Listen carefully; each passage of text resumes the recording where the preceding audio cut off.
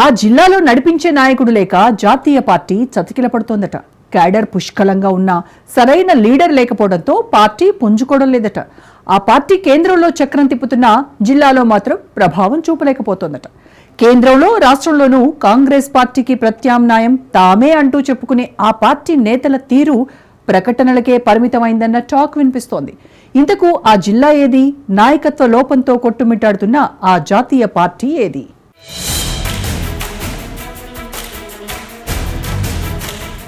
Bharatiya Janata party కేంద్రంలో అత్యంత బలమైన పార్టీగా ఆవిర్భవించింది. 10 ఏళ్లుగా కేంద్రంలో పాలన చేస్తూ శత్రు దేశాలను సైతం వణికిస్తోంది. ఇక తెలంగాణ విషయానికి వస్తే రాష్ట్ర వ్యాప్తంగా ఆ పార్టీకి కొన్ని జిల్లాలో బలమైన క్యాడర్ ఉన్నప్పటికీ నాయకత్వ లోపం కొట్టొచ్చినట్టు కనిపిస్తోంది.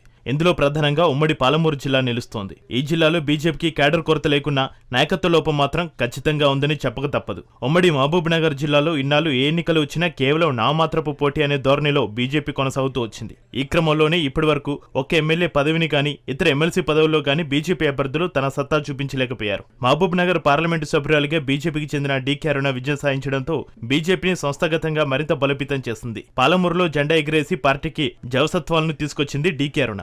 రాష్ట్రంలో కాంగ్రెస్ ప్రభుత్వం ఉన్నప్పటికీ, అందులోనూ ఉమ్మడి పాలమూరు జిల్లా వ్యక్తి సీఎంగా ఉన్నప్పటికీ పాలమూరు పార్లమెంటు నియోజకవర్గంలో బీజేపీ జెండా ఎగురవేసింది.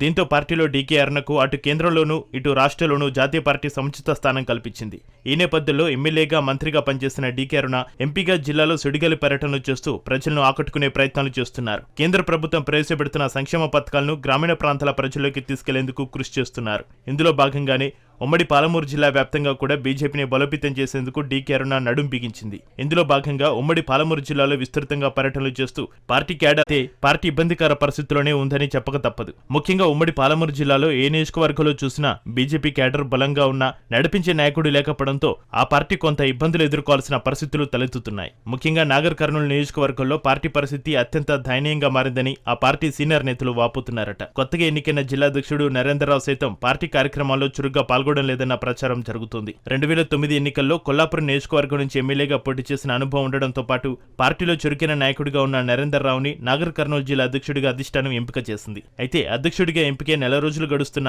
నరేంద్రరావు ఇప్పటి వరకు నియోజకవర్గం వైపు కన్నెత్తి చూడలేదట.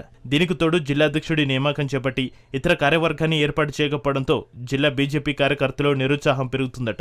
దేశంలో రాష్ట్రంలో కాంగ్రెస్ పార్టీని ధీటుగా ఎదుర్కొనే సత్తా బీజేపీకే ఉందని ఓవైపు రాష్ట్ర దేశ స్థాయి నేతలు చెబుతున్నా జిల్లాలో మాత్రం ఆ పరిస్థితి ఎందుకు భిన్నంగా కొనసాగుతుందనే చర్చ జరుగుతుందట. కొన్ని జిల్లాల్లో నాయకత్వ లోపం కారణంగా ఆ పార్టీ క్యాడర్ తీవ్ర అసంతృప్తిలో ఉందనే ప్రచారం జరుగుతోంది.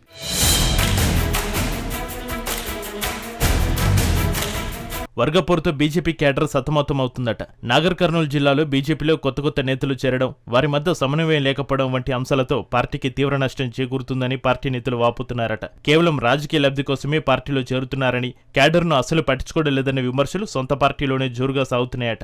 కేవలం వారి ప్రచార ఆర్భాటాల కోసమే నాయకులు తమను పావులుగా ఉపయోగించుకుంటున్నారనే ఆవేదనలో కార్యకర్తలు ఉన్నారట. పార్లమెంట్ ఇన్ఛార్జిగా వ్యవహరించిన జక్క రఘునందన్ రావు పార్లమెంట్ ఎన్నికల్లో తప్ప ఇప్పటి వరకు ఏ ఒక్క కార్యక్రమంలో పాల్గొనలేదట.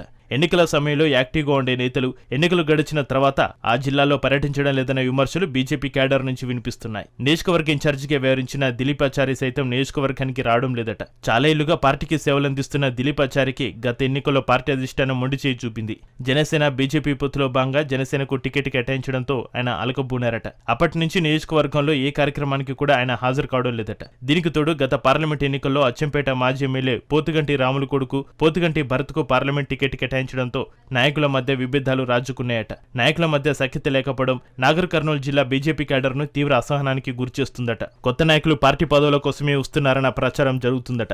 బీజేపీ ఇచ్చే ఏ పిలుపునకైనా నాయకులు లేకపోవడం, కేవలం కింది స్థాయి కార్యకర్తలే ఆ కార్యక్రమాల్లో పాల్గొనడం ఆ పార్టీ ప్రతిష్టను మరింతగా దిగజార్చుతుందట. ఉమ్మడి పాలమూరు జిల్లాలో సీనియర్ నాయకుడైన టి ఆచార్య సైతం నాగర్ కర్నూలు నియోజకవర్గం వైపు కన్నెత్తి చూడడం లేదట. దీంతో ఆ జిల్లాలో క్యాడర్ ను నడిపించే నాయకుడు లేకపోవడం ఆ పార్టీకి తీవ్ర నష్టం చేకూరుస్తుందని సీనియర్ నాయకులు వాపోతున్నారట.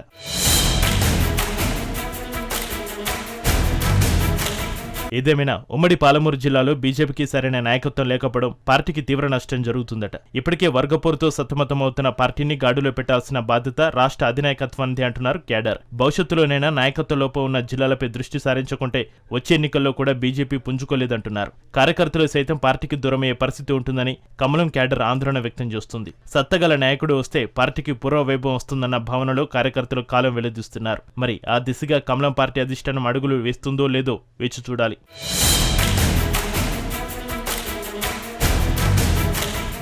తెలంగాణ కాంగ్రెస్ లో ఆయన ఓ సీనియర్ లీడర్, పైగా రెడ్డి సామాజిక